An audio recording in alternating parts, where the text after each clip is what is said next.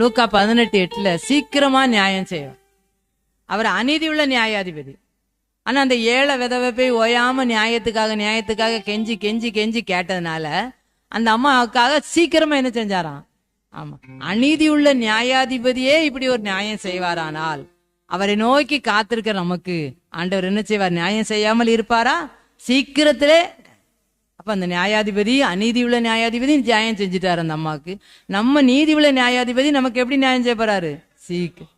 சீக்கிரமா, ஆசீர்வாதமா, நம்ம நினைப்பதற்கும் வேண்டுவதற்கும் மேலான நியாயத்தை அவர் தர.